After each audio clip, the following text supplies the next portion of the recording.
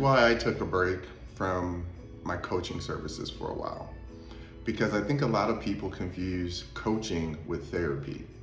And this is why it's important to differentiate why you have to understand that they're not the same, but they're going towards the same goal.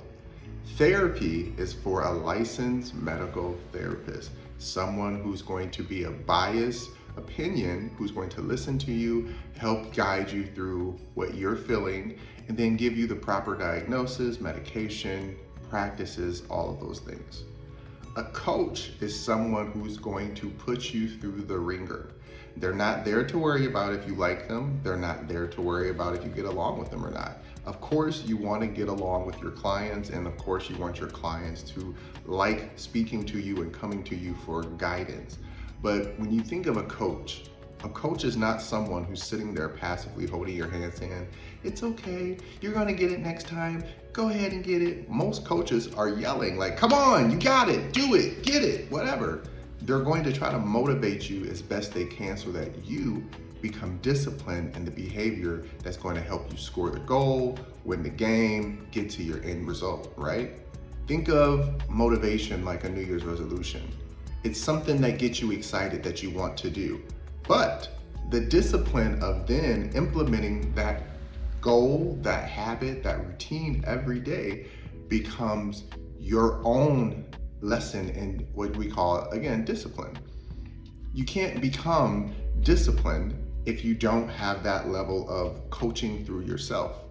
Of course, we are open to having people teach us and talk to us and work with us, but at some point, this is what we talk about discernment, you have to learn how to be your own internal coach, as well as your physical coach, as well as your own therapist in a way. Now, what matters to me is when you are getting to a point of you feel lost, you feel like hurting yourself, you feel like you don't know what to do, therapy. That's what therapy is for. When you feel like you've done every single thing that you could do and you have no other outlet, that is when you start going to seek help. It's also good to go seek help when you just need to have someone help you sort through your thoughts. What a coach is for, may it be a life coach or a spiritual coach, is they're going to tell you where you're making mistakes. It's that simple. That's what coaching is about. And I think a lot of people confuse them because when I used to do coaching one-on-one sessions with people back in the day before COVID, I would talk to people and they would come to me and they would tell me all these emotional things they're going through, and they would start talking about their childhood and their parents, and I'm listening because that's a part of coaching to understand at least the mindset of where someone's coming from. But then when I talk to them like, okay, well, but here's what's happening, here's what you're doing, and this is how you can possibly fix it if you want to fix it. They would get upset with me because they're like, you're not listening, everyone says that to me, da, da, da, da. And I'm like, you should probably go get therapy. And then they would feel brushed off because they're not understanding. You are still at that point of healing that you need to allow someone to hold space for you while you heal. As a coach, which is going to help you cross the bridge, I'm going to help you through your fears. I can't help you through your healing.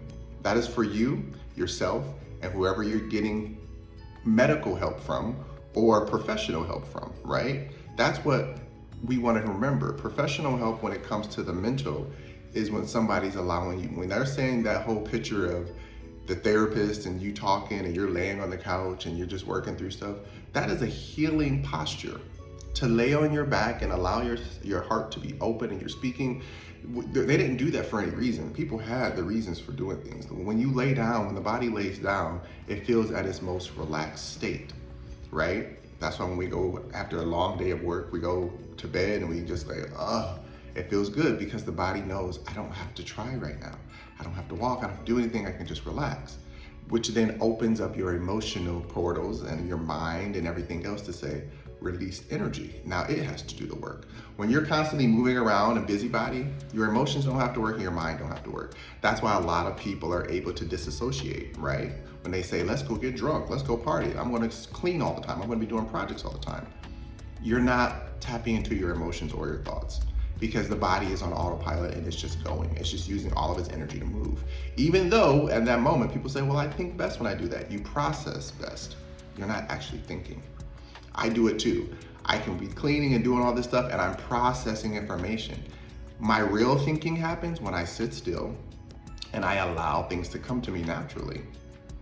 Then, as I process through things, I learn how to implement what I just learned back into my everyday functioning life, right? So let's break this down. When you go to see someone for any type of practice to help guide you through your life, you have to know that they're only there to give you tools. They are not there to fix your life. That is not their job. I know a lot of people think that, which is why sometimes you get therapists who have people and clients who get obsessed with them. And that's why I like that one show, I forgot what it's called, on HBO, where the people are in therapy for 10 years. No disrespect to anybody who's in therapy for 10 years. But if you're going for maintenance, that's fine. If you're going for 10 years for the same issue, that's a problem. That means now that this person, this thing, this entity has become a crutch for you and you're not actually doing the work. You're just going and letting everybody hear what you have to say and vent, but you're not actually getting up and doing the work. This is where a coach comes in. I feel that it's important to have both. If you're going to spend the money for a therapist, you might as well spend the money for a coach. And you don't have to spend money to have coaches. There's plenty of people online who can give you tutorials and talk you through it. People like me who are going to give you information. And if you're able to use that information and cherry pick what works for you, do that. But if you want more of a one-on-one session where it can be more curated for you, that's where it's important to reach out. Now, when I talk about coaching, I always tell people, remember, I am not here to coddle your emotions. You're not gonna like me, you have to process, and I understand this, but I'm gonna tell you the truth. And if you are open and willing to hearing the truth, you will be able to work through so much of the things that you thought that you couldn't. Like, I met someone recently where we were chatting and talking, and they seemed like a wonderful soul, but instantly I picked up on people pleasing. They were a people pleaser, where anytime I would give them a compliment, they would redirect it to everyone else outside of them. They were like, oh my gosh, I have this opportunity where I get to do this podcast thing and, show my skills because they're an artist and work with some people who are really cool. And I was like, oh, that's awesome. That's a great opportunity. Well, it's not so much about the opportunity as much as it is about me being happy for my friend who has this amazing opportunity. And I'm like, you can be proud of your friend and happy for yourself that you both have an opportunity to showcase your skills. Well, that's not what I'm saying it for. To me, that is people pleasing to a certain point of sabotage, because now you're telling your body that you don't deserve recognition, right? And in this moment, I felt this person getting annoyed with me, but there was nothing that I could do to stop them from getting annoyed because they had already determined that they didn't deserve praise. And any praise I gave them took away from everyone else, which made no sense. You can be praised while praising other people and accepting that you're worthy of praise yourself. This is the part of coaching that's hard. Now, I'm not a therapist, so I can't tell you what that is called or diagnose it with a title, because I don't like titling people with labels. Labels are important. I've talked about this before. It's how we understand what something is. But just like when we label it, it doesn't mean that we have to be it all the time.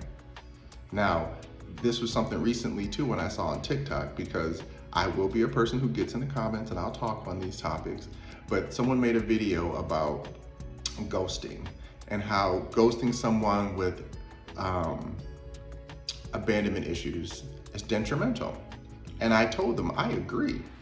I wholeheartedly agree that ghosting, and everyone in comments, you're a coward if you ghost, you're a bad person if you ghost, all these things about the person who ghosts, right? But then the video went on to continue to talk about how the person who has abandonment issues becomes hyper crazy, a little, they become destructive, they become a little stalkerish, they start crashing out. And in my mind, I'm listening to this and I'm saying, okay, ghosting sucks. Got it. But at what point does the person who's now been labeled abandonment wound take ownership of their emotional regulation? Because let's just be real, you're not going to stop people from ghosting people. You're not going to stop people from treating people like crap. It's just not gonna happen. I would love to live in a world where people took accountability and actually said, listen, I'm not interested, or you seem cool, but I don't see this going any further. That's great.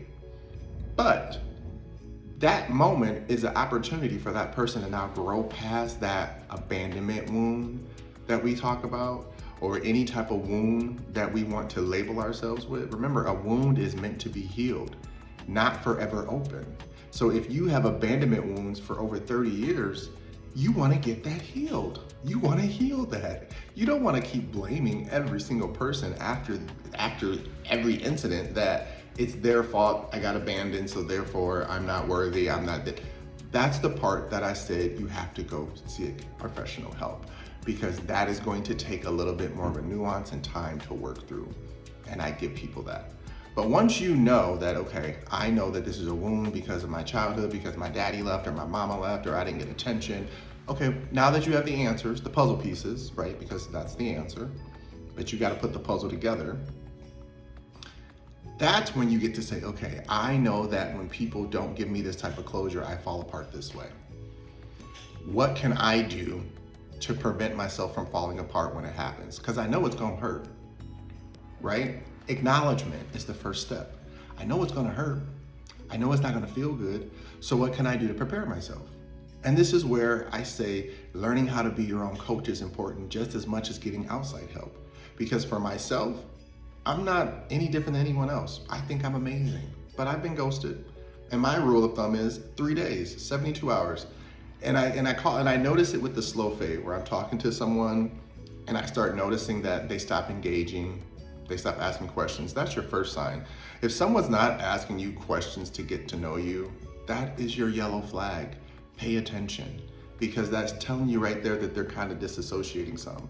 Now, most people say, well, I'm busy, I'm this and that.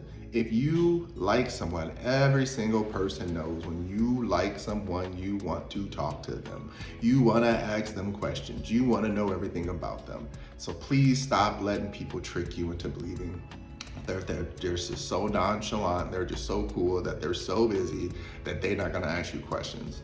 Stop it, trash. People will ask you questions and get involved when they want you. So when you start noticing the signs of someone pulling away, match the energy. You don't pour in more, you match their energy. If you see someone's pulling back, pull back a little bit and see what they do. If they start fading away, start preparing yourself emotionally. That's emotional regulation. Start preparing yourself like, oh, they're busy or they're gonna ghost. Now, some people say, well, don't assume that, you don't wanna do. I believe in duality. I don't wanna sit here and be like, oh no, maybe they're just busy. That's delusion. I wanna be like, listen, they could be busy or they could be ghosting. I would rather be in the middle lane of the bridge so that if it happens, I'm still balanced. If they show up, great, I'm still balanced. If they don't show up, great, I'm still balanced. But if I put everything in their basket of, let's say someone is ghosting, and I'm over here hoping and wishing and praying, well, maybe they're just busy, maybe they're just busy. So when they do pull away, there's nothing under there to hold me. Yeah, I'm gonna fall deep down and it's gonna suck, right? Versus somebody who is gonna show up, and maybe they are just busy and I'm in my own emotions, and they show up and they're consistent. Okay, well, that's a reassurance of, don't be a doomsdayer. Don't always assume that everything is going to be the worst case scenario. That's training your nervous system. You have to be in control of that. No one else can teach you that. No matter how much therapy you have, no matter how much coaching you have to know how to do that for yourself. So what I do is, when I start noticing the fade away, I let them. And if day 1 goes by, no conversation, okay. If day 2 goes by, no conversation, okay. Day 3, let them go. Let them go and don't ever think about it again, because that gives you way more power than trying to feed into someone else's delusion. Because let me tell you this right now, most people say, well, aren't you playing the game then? Yes, this is all a fucking game. Like, why do people keep acting like life is not a game? Stop acting like you don't understand that people are out here making up fake rules all the time for them to ascend and receive what they want at any given day. If you keep trying to play by the rules and keep acting like this is not a game, okay, well now you're taking life way too seriously. And when life happens to you, because life is gonna keep happening, it's gonna hit you hard and you're gonna be like, why does this keep happening to me? Because you're taking the game too seriously. That's all it is. It's just a game. And some people, they don't understand that you can make the rules at any point in time. You can change the rules. You can, if you want to talk to someone, if you want to text somebody while they're not texting you back, that's fine too. That's up to you. That for me, that's giving away energy. I'm not doing that. That's not what I'm here for. I let people give me the energy that they think I deserve, and I'm gonna give it back to them. Now, if I see someone is showing up and they're consistent, then don't get it twisted, because there are people who will energy bomb you. We call it love bombing, but before it's love bombing, it's energy bombing, which is they rush in and they're giving you all their energy and they want all your attention and they want, but it's like, slow down. Because to me, it's like, what are you chasing? What are you running from? Because when somebody's coming in way too hard, it's either two things: they're excited, or they think that they're trying to catch you. And I don't want someone trying to catch me. That means that you want to catch me and imprison me. And I am not here to be a Pokemon. So this is part of discernment where you have to pay attention to what is happening. Let's slow it down. Let's get to know each other. Let's communicate. And let's take time. There does need to be gaps and spaces, because I have met people where instantly they want to talk every day, on the hour, all the time. They want to see you right away, hang out with you all the time, every day, all the time. And it's like, what's the rush? Now, don't get confused with people who disappear for days and then just show up and be like, hey, like, I don't like that either, where we're having a conversation and you disappear for 3 days and then leave off. No one's that busy. I'm just not important to you. And that's okay. That is okay to know, because I'd rather know that than to put my eggs in one basket and assume that I'm more relevant than I think I am. Because people have to remember, especially in the beginning of any connection, friendship, relationship, business, whatever, people have other options. They have other opportunities. So it would be delusional for you to think that you're the only option, right? And that's where I want people to understand that even in the same instance of, again, when you have a goal set for yourself, what are you rushing for? It's your goal. You can take I live on a lot of motorcycles. You can take as much time as you need, right? I used to be this way. I would start a new project and be like, here's my deadline. I got to get it done by this time. And though that trained me in a discipline on knowing how to complete a project, once the project was complete, I would go back and realize I still need to go edit this some more. I need to go back and do this. But that's okay, because I like that too, where I would rather put a project out, get it done, and go back and edit it than just be to working on something for years on the end and never put anything out. So, same stick, two ends. It's up to you how you do it, as long as you get to the goal. So it's the same thing with your emotions. It's the same thing with understanding where you are in life. If I know that I'm highly reactive, it's not about stopping myself from being reactive. It's about slowing myself down enough to watch the reactions and why I go to that reaction. Why is that my default? Understand it, learn it, accept it, love it, hug it. That's where you will actually learn how to get through things a lot faster. Most people teach you avoidance to try to get to healing. You can't avoid things to heal. It just doesn't work, right? If all I do is avoid and I overthink, sometimes you're gonna have to be spontaneous. When a moment happens and you start overthinking it, if it goes longer, and I always tell people, if you have an opportunity for something and you're given the opportunity, let's say you have to make a decision in 48 hours, are you gonna let that opportunity pass you by because you overthought it and thought of all the ways that wouldn't work? That's how a lot of people miss a lot of opportunities. So again, you have to learn how to prognose yourself, not diagnose, prognose. Call it what it is. Diagnosing is saying, this is this thing I have and I have to deal with. Okay, well, that's gonna mess up your mind too, because a lot of people are out here diagnosing themselves with titles and attributes that don't belong to them. Prognosis is fine because it's necessary. We can all say, okay, maybe I'm a little avoidant, maybe I'm a little clingy, maybe I'm this sometimes. But why? Why am I this way? If you can give yourself the answer when you do reach out to someone like me who's a coach, then when I'm coaching you on how to get stronger, you won't take offense to it, right? If you say, well, I'm clingy, and I'm like, okay, well, if you're clingy and you know you're clingy, then you need to learn how to slow down and not try to pour everything on everybody because that's the way you want to be loved. Someone who is ready to hear that will receive it. Someone who is not healed, they're gonna be like, well, why are you judging me and why can't I do it? They're gonna come up with all these scenarios on why it feels like an attack. And that's when I'm gonna say, okay, you need to go to a therapist. Because you need to figure out what is it about me saying the truth that's triggering you to the point of breakdown, overreacting, anger, sadness, depression. I want humans to take back their power. I want us to realize that we are always in control of how we respond and how we react, and we can't keep blaming the world for things that have happened to us. Yes, you can blame situations. It's okay to blame a situation. I am this way because this happened to me, but it's not going to take ownership of me, right? There's a lot of bad things that happen to good people, and there's a lot of good things that happen to bad people. We ain't gonna change that. Things happen. And I'm not trying to be dismissive. I'm not saying like if someone loses their life or is abused or something really crappy happens to them, I am not saying rush through that, baby.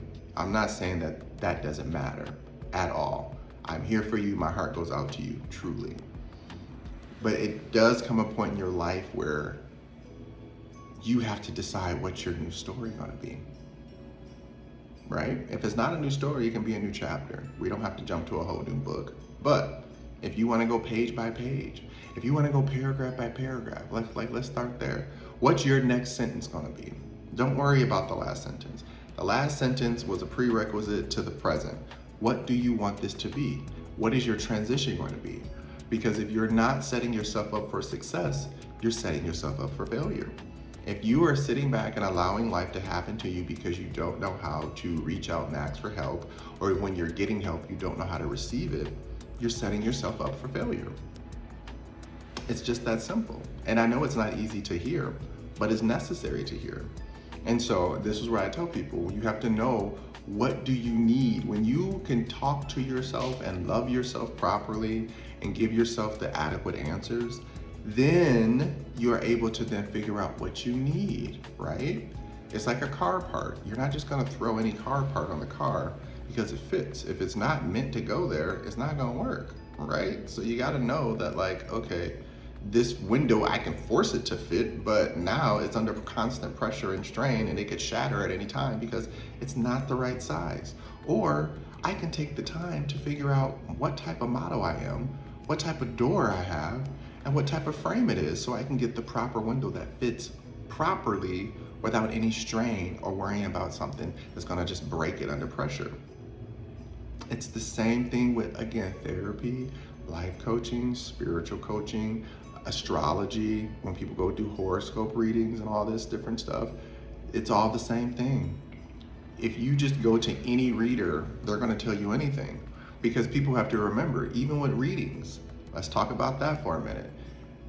Each reader is still an antenna per se, right? It's like an analog TV. You got the old school box TV where you gotta put the bunny ears on it with aluminum foil and all these things at a certain angle just to get a good picture, just so the static could go away and you can get a good picture.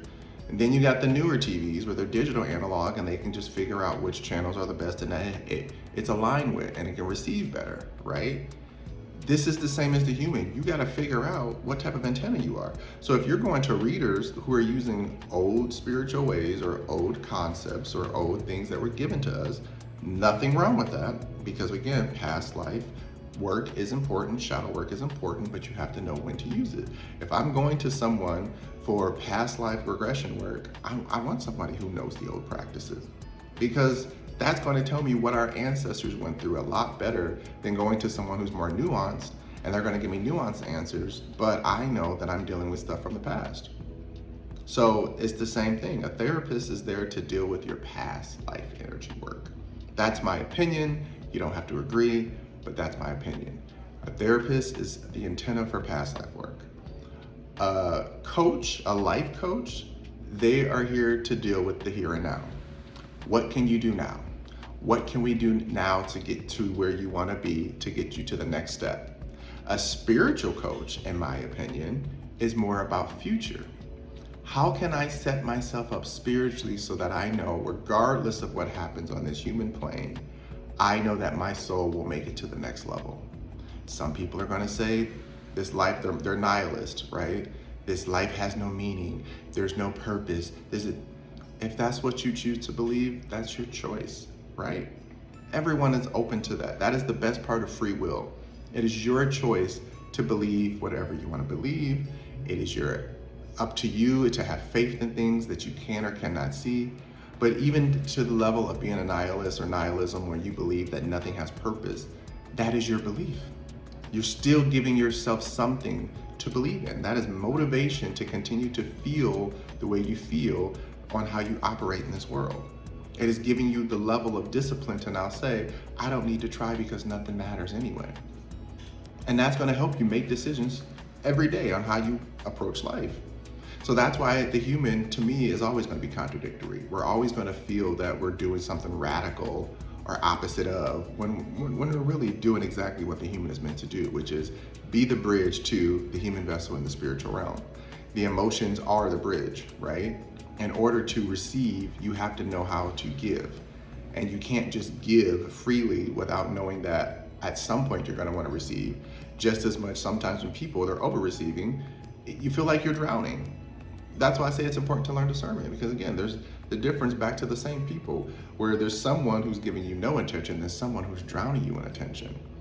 This person can be genuine love, but they're so used to giving, and not receiving that they're drowning you. And this person's not used to giving any love because they didn't get love, so they're constantly draining you, stagnating you because of what you feel you deserve. And you feel dry and tapped out because they're giving you nothing. You want the bridge. You want the people and the energy that's going to give you both simultaneously, who know how to give and receive. It's important. But the only way you can do that is knowing how to give and receive to yourself. Because how we receive attention is up to us. How we give attention is up to us, right? There are many people out there who, I always call them the trauma bonds, where they go for friendship groups that are gossipy, clingy, mean, but they have a good heart because we both lost our mothers. That's not me trying to be funny, but there's people out there like that. Because you had one tragic event that is the same, you become friends with some of the worst people in the world. That's not healthy. It's okay to have some sense of, okay, we went through something similar and we can be a tribe. But if you're not a good person, and I mean that, there are people who are not good people. It doesn't mean that they can't redeem themselves, that they can't rebirth themselves, right? That's the whole point of reforming. That's the whole point of learning. But if you see that someone is pulling you down constantly, hypercritical, condescending, I don't care what we went through similar, you're not my people. That's not my energy. And so you have to learn how to work through that appropriately and adequately within yourself. Now, there are many tools out there and practices and beliefs, but I always tell people to start with a discipline that's going to get you consistent in learning how to alter behavior. What does that mean? Going to the gym, changing your diet, working on your fashion or beauty, right? These are things that you have to do daily, because let's be real, at the end of the day, we're just bags of flesh. And if you don't work out the muscle, it's gonna fall apart. As I get older, I've realized I can't work out as hard as I used to, but I still have to work out. I still gotta be mobile. I still gotta, be flexible. So I have to alter things to discipline myself if I want my body to continue to work right. Same thing with diet. I can't eat the way I used to eat when I was younger because things stick to me now.